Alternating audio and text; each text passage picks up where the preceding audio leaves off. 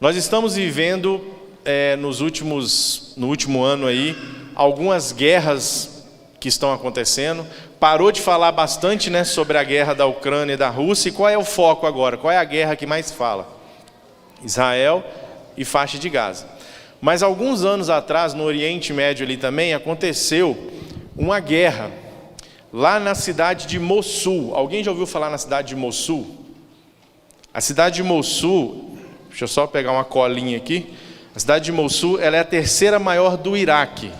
De junho de 2014 a julho de 2017, ela foi invadida pelo Estado Islâmico, igual o Hamas está fazendo, e a cidade ficou dominada ali por muito tempo. A França, a Inglaterra e os Estados Unidos, se eu não me engano, ajudaram o Iraque a retomar essa cidade. Mas foi um período muito tenso para aqueles moradores ali. Ninguém entrava, ninguém saía, muito parecido com o que está acontecendo com o Hamas. Mas o que tem a ver Mossul? Eu perguntei aqui se alguém conhecia, todo mundo falou que não conhecia, né? Mas eu garanto que você já ouviu falar nessa cidade. Ela está na Bíblia. Alguém arrisca aí? Mas fala um de cada vez, todo mundo junto eu não estou conseguindo entender não. Alguém arrisca? Uma das histórias mais conhecidas da Bíblia. As crianças então... Você já ouviu falar numa cidade chamada Nínive? Jonas, olha lá, já falou, tá vendo? Mossul é a cidade de Nínive. Eu quero convidar você a abrir a sua Bíblia lá no livro de Jonas, por favor.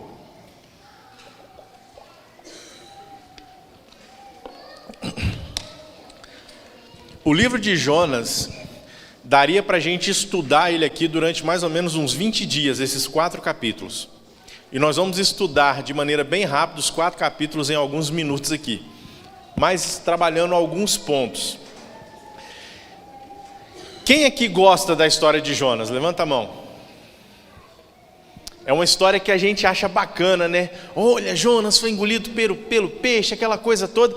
E se eu te falar que isso aqui é uma história das mais tristes que tem na Bíblia? Se eu te falar que essa história aqui... Olha eu acabando com a infância das crianças, misericórdia. Mas se eu te falar que a história de Jonas...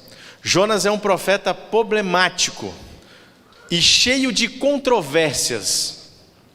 É isso que a gente vai entender e aprender. Talvez você nunca ouviu falar de Jonas da maneira que eu vou colocar para você aqui, mas tudo isso é o que a Bíblia está dizendo da maneira que ela vai nos dizer. Jonas... Capítulo 1, feche seus olhos, vamos orar a Deus. Senhor, obrigado por estarmos mais uma vez com a Tua palavra aberta, que o Teu Espírito Santo nesse momento tome conta da nossa mente, que possamos compreender a mensagem que vem diretamente do Seu trono. Nós rogamos em nome de Jesus, amém.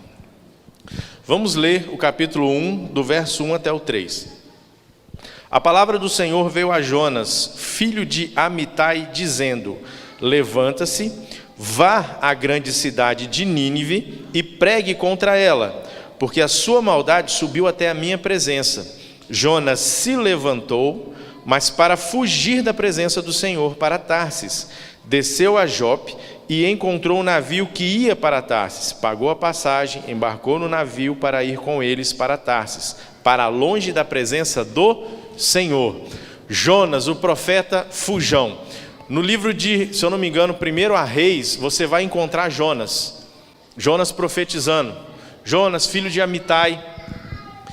Jonas era um profeta do Senhor, chamado pelo Senhor, só que aqui nós vemos uns probleminhas com Jonas.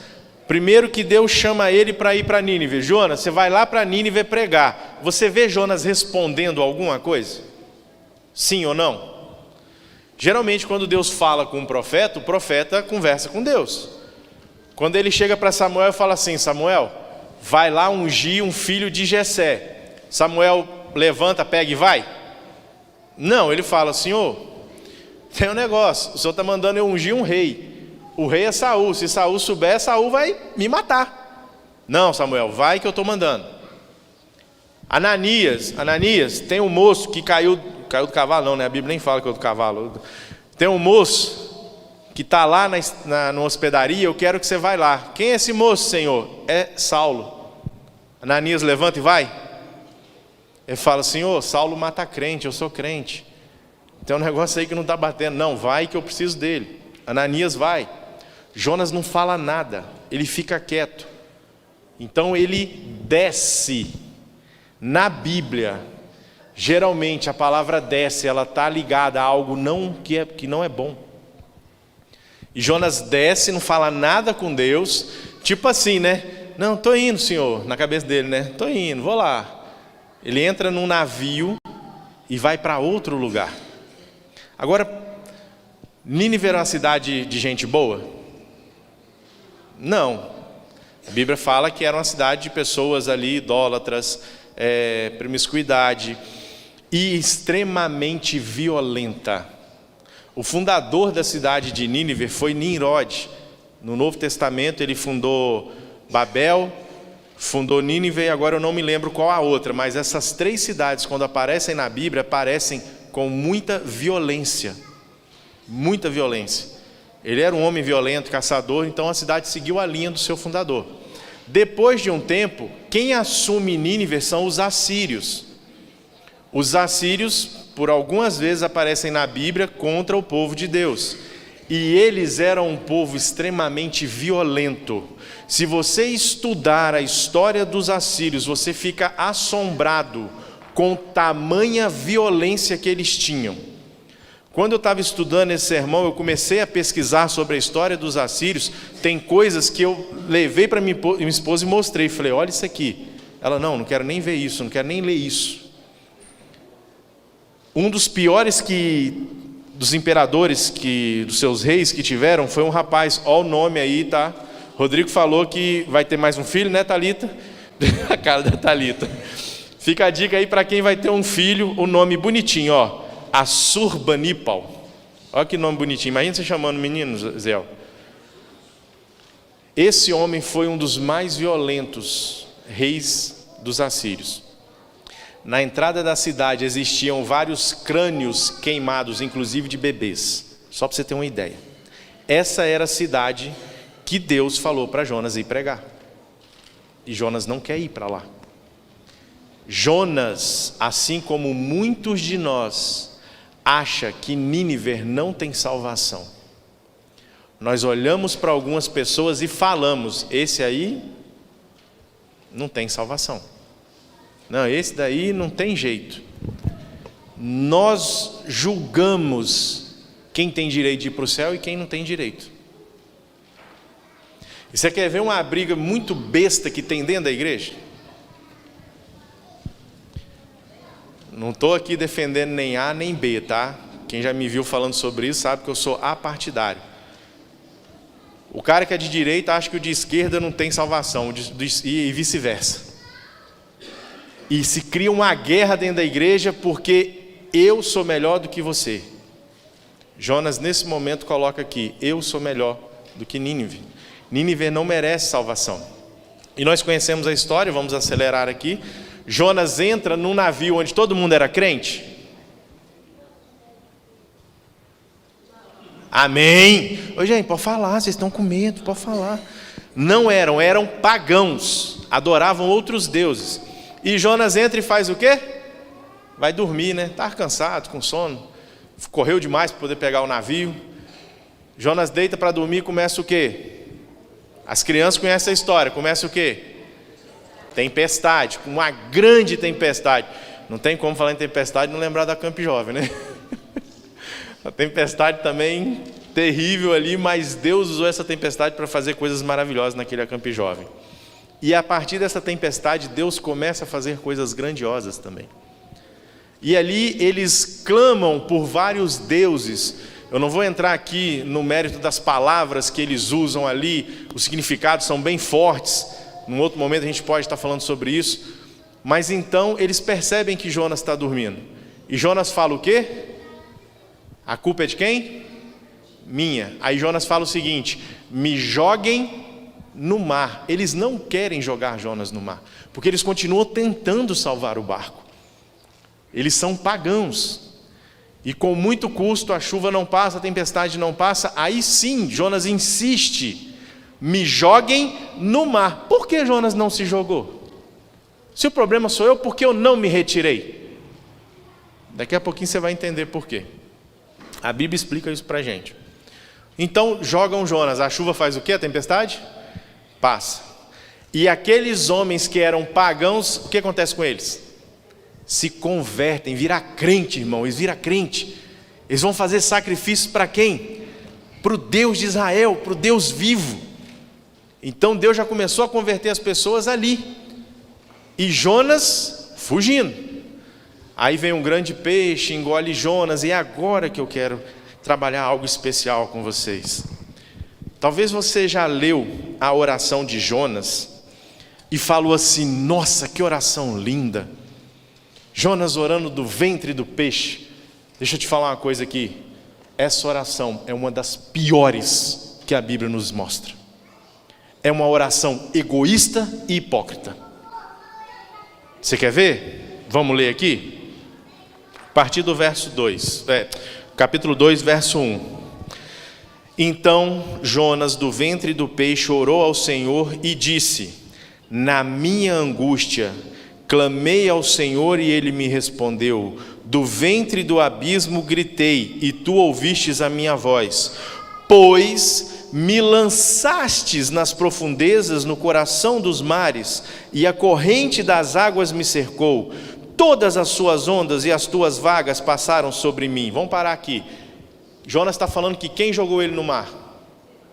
Deus jogou Jonas no mar? Foi quem que jogou Jonas no mar? Os homens a pedido de quem? De Jonas. Aqui Jonas já começa jogando a culpa do que está acontecendo em cima de quem? E a culpa foi de Deus? Deus falou para ele ir para um lugar, ele foi para outro. Aqui ele pede para os marinheiros jogarem ele no mar, porque se ele se jogasse e morresse, o sangue cairia sobre ele mesmo. Agora não, aqui ó, os homens me jogaram, eu não tenho nada a ver com isso, foi eles. Você está vendo aqui a hipocrisia? Você está vendo aqui o egoísmo? Quantas vezes nós fazemos as nossas escolhas, meu querido irmão, e as consequências vêm, a gente olha para o céu e fala o quê? Por que, Senhor? Eu imagino Deus, espera aí meu filho, deixa eu fazer uma lista aqui para te mostrar o porquê. Quantas vezes nós queremos tirar a nossa responsabilidade sobre as nossas escolhas e colocar nos ombros de Deus, colocar nos ombros do irmão, porque a nossa fé é rasa, é fraca. A gente continua a leitura a partir do verso 4. Então eu disse: estou excluído da tua presença, será que tornarei a ver o seu santo templo? Jonas está dentro da barriga do peixe, ele sabe que está ali porque não obedeceu a Deus, e ele não está preocupado em ir para Nínive, ele está preocupado para voltar para onde? Para Jerusalém, para voltar para Israel, para ir para o templo. Ele não está preocupado em fazer o que Deus pediu. Depois de todo o sufoco que ele passou, imagina, aquelas ondas, aquela tempestade. Quem aqui já foi em alto mar? Cadê os pescadores aí? Giga, quando você está entrando no mar, que as ondas começam a quebrar, aquela coisa, não dá um sustozinho? Vou contar uma história para vocês aqui, minha esposa não está ouvindo essa história, tá? Conta para ela não. Eu, romântico que só, falei com a minha esposa: vamos fazer um passeio de barco? A gente estava passeando na orla da praia, lá onde a gente morava. Vamos fazer um passeio de escuna. Família dela toda pescadora, não, que a avó era pescador, o tio, realmente todos pescadores, viviam no mar, tal. Eu falei: a mulher é um peixe. A gente não tinha muito tempo de casado. Irmãos, a escuna começou a sair do porto, e aí foi pegando o mar, né, aquelas ondas, e as ondas vinham, a escuna subia e voltava e batia com tudo no chão. Realmente assim, para quem não é acostumado, né, dá um medinho. E de repente eu olho para o lado, a minha esposa está agarrada no mastro assim: nós vamos morrer, nós vamos morrer. Ela agarrada no mastro, eu aqui, eu fiz assim, ó. Depois que passou aquilo, chegou uma senhora e falou assim: minha filha, eu queria gritar, mas você estava gritando tanto que eu fiquei com vergonha. Se ali já foi complicado, se ali já é assustado, imagina, no meio do mar, o que Jonas passou. As ondas engolindo ele, de repente um grande peixe. Ah, é baleia? Não, a Bíblia não fala o que é, fala que é um grande peixe. engolindo ele, e ele lá dentro do peixe, ele ainda não quer fazer a vontade de Deus. A gente no meio do olho do furacão, de um monte de problema, e a gente não quer fazer a vontade de Deus, a gente não quer seguir o assim diz o Senhor, a gente quer seguir o assim eu quero, o assim eu acho melhor. Faça o que te faz feliz, não é o que hoje é pregado aí? Embaixo desse bilhetinho assim, ó, faça o que o seu coração quiser, o que o seu coração mandar, está assinado assim, capeta. Ele está falando isso. Isso é extremamente diabólico. Vamos continuar a oração do nosso profeta aqui. Verso 5: as águas me cercaram até a alma, o abismo me rodeou, e as águas enrolaram na minha cabeça. Olha só, ele coloca aqui que algas se enrolaram nele. Imagina o desespero disso. Desci até os fundamentos dos montes, desci até a terra, cujos ferrolhos se fecharam atrás de mim para sempre. Tu, porém, fizestes a minha vida subir da sepultura, ó Senhor meu Deus. Aqui ele começa a reconhecer Deus. Agora olha o que ele fala: quando dentro de mim desfalecia a minha alma, eu me lembrarei do Senhor, e subiu até ti a minha oração no teu santo templo. Os que adoram ídolos vão e abandonam aquele que lhes é misericordioso. Mas com a voz do agradecimento eu te oferecerei sacrifícios, o que prometi cumprirei, ao Senhor pertence a salvação. Olha a primeira controvérsia aqui. Jonas fala que aqueles que adoram ídolos não estão nem aí para o misericordioso. Mas quem são os primeiros a oferecer sacrifício? Os marinheiros que eram idólatras. E aqui Jonas faz uma berganha com Deus: Senhor, se o Senhor me salvar, eu vou lá no templo oferecer sacrifício, porque a minha oração é muito boa. O Senhor tem que aceitar a minha oração. Olha como eu estou abrindo o coração para o Senhor. Meu irmão, você está entendendo que isso aqui é uma oração que a gente não tem que seguir o exemplo de maneira nenhuma? E quantas coisas essa oração mexe com a gente, levanta a nossa cabeça para entender o que realmente não devemos fazer? Verso 10: e o Senhor falou ao peixe, e este vomitou Jonas. Me mostra na Bíblia um versinho que a palavra vomitar traz algo bom. Me mostra. Me mostra na Bíblia qualquer outro animal que vomita. Por não ser quente nem frio, estou a ponto do quê?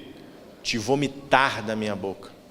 A palavra vômito dentro da Bíblia é uma conotação completamente ruim.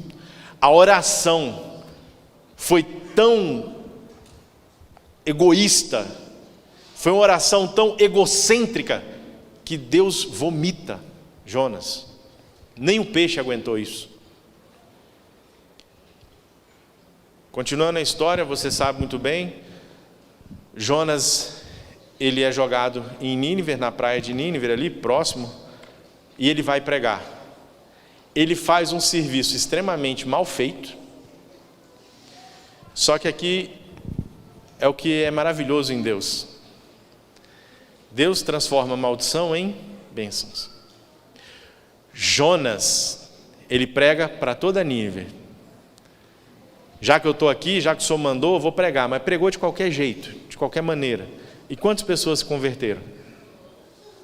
Você tem noção disso? Imagina hoje um pastor, um evangelista, chegar em Marília aqui, começar a pregar e toda Marília virar adventista. Que coisa extraordinária. Só que Jonas prega, todo mundo se converte, ele sobe no monte para ver o quê? Nínive ser destruída.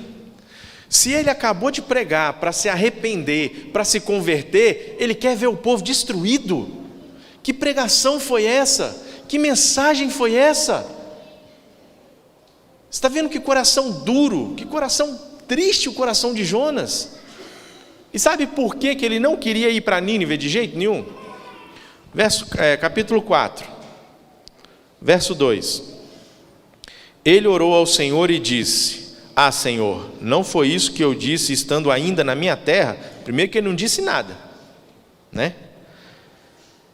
Por isso me adiantei e fugi para Tarsis, pois sabia que tu és Deus bondoso e compassivo, tardio em irar-se, grande misericórdia e que muda de ideia quanto ao mal que anunciastes. Senhor, eu não queria vir para Nínive, que eu sabia que o Senhor ia salvar esse povo. Eu não queria ir para Nínive, que eu sabia que o Senhor é misericordioso e que essa profecia era condicional. Se o povo aceitasse a mensagem, o Senhor ia salvar. Gente, quando eu li isso aqui a primeira vez, eu falei assim: ah, Jonas. Aí eu parei e pensei assim: ah, Beto. Quantas vezes, volto a repetir, nós achamos que as pessoas não têm salvação. Aqueles que estão ao nosso redor não merecem ouvir a palavra de Deus. Enquanto o nosso Deus é bondoso e misericordioso. E isso é para a gente. Quantas vezes eu e você machucamos o coração de Deus? Quantas vezes eu e você viramos as costas para Deus, maltratamos Deus? E Ele é bondoso e misericordioso com cada um de nós. Eu falei que talvez você nunca poderia ter parado para pensar, para ver a história de Jonas dessa maneira. Mas Jonas ensina para a gente tudo aquilo que a gente não deve fazer. E outra, Jonas é um profeta. Ele tem um chamado especial. Você e eu, todos que estão aqui sentados, sem exceção, tem um chamado especial feito por Deus. E não é aquela coisa clichê, não, Deus tem algo para a sua vida. Ele tem sim. E Ele te chama para algo extraordinário. Essa época do ano me corta o coração ver leitura de ata na igreja. Sinceridade, irmão, me corta o coração. Tem lá 30 cargos, às vezes o nome de uma pessoa aparece nos 15. Mas por quê? Não, porque a gente colocou fulano não quis. Ah, mas também o irmão quer fazer tudo. Não, ele não quer fazer tudo, é que você não quer fazer. Simples assim. Se tivesse mais gente para trabalhar, tinha menos gente trabalhando, com menos cargo. Não, eu não tenho tempo. Ô gente, vamos sentar para conversar sobre tempo? Vamos sentar para conversar sobre tempo? Deixa eu contar a minha história para você, depois a gente chora junto. Eu falei que esse mês de dezembro eu não ia pregar em lugar nenhum, Elias, que eu ia ficar quietinho em casa. Esse ano, irmãos, eu fiz até o final do ano vai dar 75 sermões. Esse ano. Aí eu falei com a minha esposa, esse mês nós vamos ficar quietinho. Nem no Natal eu consegui folga. Queridos, o tempo é relativo naquilo que nós queremos dedicar para o Senhor. Eu tenho faculdade, eu tenho trabalho, é isso, é aquilo outro. Eu fico imaginando, quando eu escuto essas coisas, eu fico imaginando Jesus. Deus chega e fala assim: filhão, tradução é minha, tá, gente? É licença poética. O homem pecou, você vai ter que ir lá na terra agora, morreu, plano da redenção. Aí Jesus fala assim: não, pai, não tem tempo para ir lá não. Não tem tempo não. Aquele povo ainda que me troca por qualquer coisa.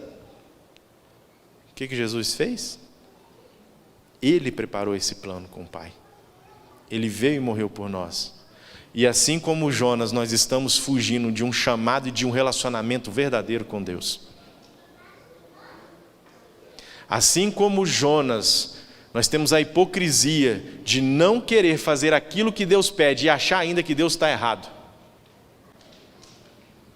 Mas eu não sei pregar, Beto, eu não estou falando de pregar. Às vezes na salinha das crianças está precisando de uma ajuda, na recepção, diaconato. Irmãos, todos nós somos capazes. Existem uns que têm um dom mais inclinado para uma coisa, um dom mais inclinado para outra coisa, mas todos somos uma unidade. Eu estou parafraseando Paulo. O apóstolo Paulo mostra isso para a gente. Eu estou sendo bem sincero com vocês, você pode ficar chateado comigo, eu não estou preocupado se você vai ficar chateado comigo, porque eu estou falando uma coisa que está dentro da Bíblia. Você sair da sua casa, sentar aqui, ouvir sermão, voltar para sua casa, viver a sua vida, sem levar o evangelho, sem se envolver num ministério na igreja, você está morrendo. Você não vai para o céu, é simples assim. Como que você quer passar a eternidade no céu com Jesus se você não passa tempo se envolvendo com as coisas dele aqui na terra? Não, mas eu tenho minha comunhão com Deus, eu me envolvo com Deus. A fé sem obras é o quê? Meu querido irmão, minha querida irmã, quem está assistindo a gente, o mundo precisa de homens, e aqui é geral, homens e mulheres, que não temam chamar o pecado pelo nome, que sejam fiéis, assim como a bússola é ao polo. Deus está chamando você para algo extraordinário. E às vezes a gente pensa assim, não, mas eu vou fazer isso, não vai dar em nada. Tudo que você faz para Deus nunca vai ser em vão. Talvez você não veja aqui hoje, talvez você não veja amanhã, mas na eternidade você vai ver o fruto do seu trabalho. Envolvimento. Ache tempo para se envolver na obra de Deus, ou você não vai ter tempo para ser salvo por Ele. Jonas mostra para a gente aqui algo que a gente não tem que levar para a nossa vida.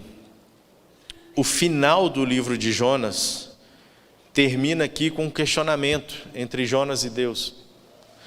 Jonas, ele fala o seguinte, a partir do... Vamos ler a partir do verso 9. Então Deus, capítulo 4. Então Deus perguntou a Jonas: você acha que é razoável essa sua raiva por causa da planta? E Jonas respondeu: é razoável sim, tanto que eu quero morrer. Olha que menino mal educado, gente. Se eu falasse assim com a minha mãe, dava ruim lá em casa. E o Senhor disse: você tem compaixão por uma planta que não te custou nada do seu trabalho, você não fez crescer, numa noite ela nasceu e na noite seguinte desapareceu, e você acha que eu deveria ter muito mais compaixão? E você não acha que eu deveria ter muito mais compaixão da grande cidade de Nínive, em que há mais de 120 mil pessoas que não sabem distinguir entre a mão direita e a mão esquerda, e também muitos animais? Deus está olhando para mim e para você e está falando o seguinte: você acha que eu não deveria ter compaixão por você e por toda a humanidade, que vocês não sabem diferenciar uma mão da outra? Ou seja, a gente não sabe o que é bom para a gente? A gente não sabe o que é bom. Se a gente soubesse, a gente não estaria nesse mundo de pecado. E aqui Jonas fica nervosinho, faz pirracinha, fica bravo. E Deus fala com ele: vem cá, você acha que essa raiva sua aí tem justificativa? O que ele responde? Tem. Aonde na Bíblia aparece algo parecido? Aparece algo parecido, não é pleonasmo não, né? Os professores de português me corrijam. Abel e Caim. Deus chega para Caim e fala: vem cá, você acha normal essa raiva sua aí? Porque Caim sentiu ciúme de quem? Do relacionamento de Abel com Deus. E o interessante na história bíblica, a gente não vê Deus conversando com Abel. A gente vê Deus indo atrás de quem? De Caim. Jonas aqui tem ciúme do relacionamento de Deus com Nínive. Não, eles não merecem. Eu sou o melhor. Quem teve esse pensamento que destruiu toda a humanidade? O diabo. Eu sou melhor. Eu mereço mais. Deixa eu te contar uma coisa aqui. Você já ouviu isso? Quando todo mundo morrer aqui, vai para o mesmo lugarzinho. Vai para o mesmo lugar. Todos pecaram e merecem a morte. Mas através de um homem, todos são dignos da salvação. E Deus te chama para ser um instrumento vivo nessa obra de salvação. Meus queridos, você ouve sermões o ano inteiro falando sobre se envolver, sobre ministérios, sobre se arrepender. Quem aqui é batizado? Levanta a mão, pode levantar. Você passou perfume, está cheirosinho, precisa ficar com... Tem alguém aqui que não é batizado? Na igreja? Temos aqui algumas pessoas. Tudo bem. Vou falar para quem é batizado agora, tá bom? Vocês estão salvos dessa, depois eu falo com vocês. Você que passou ali pelo tanque batismal, Você já tem que nascer evangelista. Não existe outra missão na sua vida. Presta atenção aqui. Não existe outra missão a não ser pregar o evangelho. O seu trabalho, cuidar de filhos, ter a sua família, isso aí Deus te deu para sua cabeça não ficar vazia ou você não se perder dentro do próprio ministério. Exatamente isso. A sua família, os seus filhos, o seu trabalho são, eu falo isso, né? Eu uso o meu trabalho como uma desculpa para pregar o evangelho. Às vezes nós queremos uma coisa, Deus direciona para outra. No ano de 2016, eu fiz o vestibular para teologia. Morava lá no Espírito Santo, numa cidadezinha, estava desempregado da minha área, estava trabalhando como obreiro bíblico, com um salário gigantesco de R$600 por mês, com a família para cuidar, pagar aluguel e comprar comida. E a gente estava lá. Aí um pastor falou comigo assim: rapaz, você está passando dificuldade aqui, vai passar dificuldade no colégio, vai fazer teologia. Fiz o vestibular, fiz a inscrição para o vestibular, morava lá no Espírito Santo, tinha que vir aqui para o NASP, sem um centavo no bolso. Eu peguei carona num caminhão de um conhecido que ia trazer pedra de mármore para São Paulo. O pastor me deu R$25 para a viagem. Oramos, Gabriela ficou em casa e eu vim para cá, para São Paulo. Ele me deixou em Limeira ali, naquela região, e eu peguei o ônibus, fui até Engenheiro Coelho. O pastor Robson, um amigo meu, ele já armou tudo. Eu ia fazer o vestibular no domingo, mas essa carona que eu tinha chegou na terça-feira, então fiquei praticamente uma semana lá. Ele arrumou um lugar para mim ficar, com o filho de um amigo nosso que estava estudando no NASP ali. E agora eu tinha que almoçar e jantar. E gordinho, você já sabe, né? Tem que ter o rango. O Bruno, que é um grande amigo meu. Vocês se lembram do Murilo, que eu conto a história do Murilo, meu amigo que faleceu, foi assassinado? O Bruno, irmão dele. Então conheço o Bruno desde pequenininho. O Bruno trabalhava na cozinha do NASP. Olha que trem bom, ó. Só que a casa que eu fiquei, ela ficava a 4 quilômetros do NASP. Então eu tinha que ir de manhã tomar café, depois voltar para almoçar, depois voltar para jantar, uma semana assim. O que eu fazia? Ia de manhã, tomava café, ficava ou no quarto dos meninos lá do filho do pastor estudando, ou na biblioteca estudando para a prova. Uma semana assim, irmãos. Chegou domingo, no sábado à noite, o Bruno vira para mim e fala, na sexta noite o Bruno fala assim: Betão, como é que você vai voltar? Eu falei: vou para a beira da pista e dedão, meu irmão, não tem esse negócio não. Nesse momento, a minha esposa, no sábado à noite, a minha esposa estava num congresso de mulheres lá no Espírito Santo. E a Ângela, mãe do Bruno, chega para mim e fala assim: Gabi, como é que o Beto vai voltar? Chega para a Gabriela: como é que o Beto vai voltar? E a Gabriela falou: vai vir de carona até o dia que ele conseguir chegar aqui em casa. A tia Ângela falou assim: não, pode ficar tranquila. Isso foi no início do congresso. Quando foi à noite, já umas 9h30, 10 horas da noite, ela vira para a Gabriela e fala assim: o Beto vai vir de ônibus. A tia Ângela começou a ligar para algumas pessoas, arrecadaram um valor para que eu pudesse pagar a passagem de ônibus. E lembra que a gente estava numa situação financeira bem ruim. Deu para pagar a passagem de ônibus, pagar 2 contas de luz que estava atrasada. Olha a situação. Mas beleza, fiz a prova no domingo. Fiz a entrevista, tudo certinho. Na segunda-feira peguei o ônibus. Meio-dia o resultado da prova saiu. Eu abri pelo celular o resultado e adivinha? Eu estou aqui, então quer dizer que eu não passei. Eu não sou um pastor. Eu não passei. Eu fiquei, eram 120 vagas, eu fiquei na número 126 ou 27. E geralmente existem muitas pessoas que desistem. Naquele ano ninguém desistiu. Você sabe o que eu fiz? Senhor, como assim? O Senhor fez eu ir lá e não sei o que, aquela coisa toda, e eu não passei? Aí eu comecei a analisar. Deus me levou sem um centavo. Eu comi bem, eu dormi bem, eu fui em segurança, voltei em segurança para minha casa. Ele me mostrou o quê? Eu cuido de você. A sua vida não é sua, sou eu que estou tomando conta de você.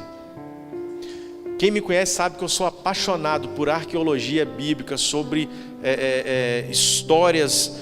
E naquele final de semana estava tendo um congresso sobre ciências da terra, arqueologia. Pode ser comum para você, mas foi a primeira vez que eu vi Michelson Borges ao vivo, eu vi Rodrigo Silva ao vivo, pastor Newton Santos, que para mim é um monstro do grego. Eu fiquei encantado. O que eu levei de conteúdo para a minha vida foi fora do comum. E hoje eu entendo o chamado que Deus fez para mim. Eu queria uma coisa, mas Deus falou, não é isso que eu quero de você. Eu analiso da seguinte forma, irmãos. Lembra que eu falei que o nosso trabalho é uma desculpa para a pregação do Evangelho? De 2016 para cá, nós moramos em 1, 2, 3 cidades diferentes. Nessas 3 cidades, para a honra e glória de Deus, mais de 30 pessoas foram batizadas através do nosso ministério. Se eu fosse um pastor, talvez eu não alcançaria a quantidade de pessoas que nós alcançamos com a pregação do Evangelho. Deus falou comigo assim, você não vai ser um pastor de profissão, você vai ser um de coração. E você vai para onde eu mandar. E eu, depois de tomar muita porrada, falei o quê? É o Senhor que manda, eu estou aqui só para pregar o Evangelho. Meu querido, você conseguiu compreender o que a gente está falando aqui? Deus tem um chamado para você. Não é aquilo que você acha que tem que ser, é aquilo que Ele quer para a sua vida. E Ele sabe muito mais, muito, infinitamente, o que é melhor e aonde você vai ser feliz do que nós podemos imaginar. Que nós possamos tirar o egoísmo do nosso coração e aceitar um chamado extraordinário de Deus para você. Talvez eu estou falando para alguém aqui que foi nomeado para um cargo esse ano e está morrendo de medo. E está assim, eu não vou conseguir. Eu não vou dar conta. Deixa eu contar um segredo só para você. Você vai dar conta sim. Porque é Ele que está do seu lado. E no final do ano você vai olhar para trás e vai falar assim, Senhor, obrigado, porque deu tudo certo. Que Deus possa nos abençoar. Eu costumo chamar os jovens de saleiros e luminárias. Nós temos que salgar esse mundo. Nós temos que iluminar esse mundo. Não fuja como Jonas. Seja como Paulo, seja como Pedro, seja como Davi, que aceitaram um chamado para servir no ministério de Cristo. A Liane contou a história aqui das crianças sobre Ellen White. Eu estava até na dúvida sobre o sermão, se eu falaria sobre a história da igreja ou esse. Deus caminhou para esse daqui. No outro momento eu faço um outro aqui sobre a história da igreja que eu também amo.